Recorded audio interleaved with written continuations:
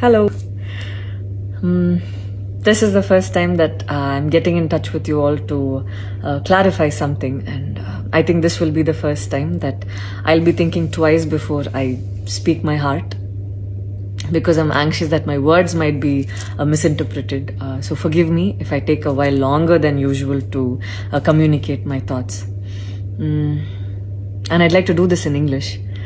In a recent interview, I was asked if I was a supporter of the left or the right wing, and I clearly stated that I believe I'm neutral, and we need to be good human beings first before we identify ourselves with our beliefs, and that the oppressed need to be protected at any cost.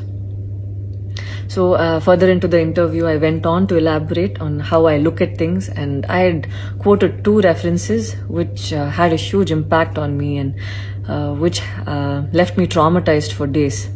In fact, after I watched the film The Kashmir Files, I had the opportunity to speak with the director, and this was 3 months ago. I remember telling him that I was disturbed seeing the plight of the people at that time, and being someone that I am, I would never belittle tragedy like the genocide and the generations of people who are still affected by it. Having said that, I can never come to terms with the mob lynching incident that had taken place during our COVID times, because I remember seeing that video and being shaken for days. I believe that violence in any form is wrong, and violence in the name of any religion is a huge sin. So this is all that I intended to say, and that's all. But it was very disturbing to see that many people online justified the mob lynching incident, and I don't think any of us have the right to take another person's life. Being a medical graduate, I believe that all lives are equal and all lives are important. And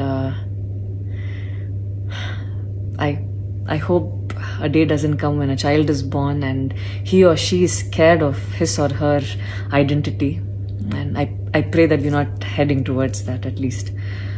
14 years of my life, my school life, I remember every day going to school and chanting, "All Indians are my brothers and sisters. I love my country and I'm proud of its rich and varied heritage." So maybe it went so deep into my head. And we as children would never differentiated each other based on culture or caste or religion. So anytime I speak, it comes from a very neutral ground, and I was very surprised to see that whatever I had spoken was taken in a completely different way. And it was also very upsetting to see that a lot of prominent personalities and websites had carried a snippet from the previous interview that I had given, even without seeing the complete interview or the genuinity behind what was said. I would like to take this opportunity to thank the people who stood by me the last few days, because I remember feeling so alone and conflicted, wondering what I did wrong. And it was heartwarming to see that a lot of people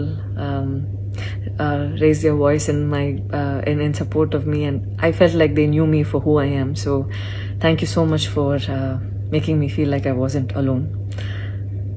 So I wish you all happiness, peace and love. Thank you so much.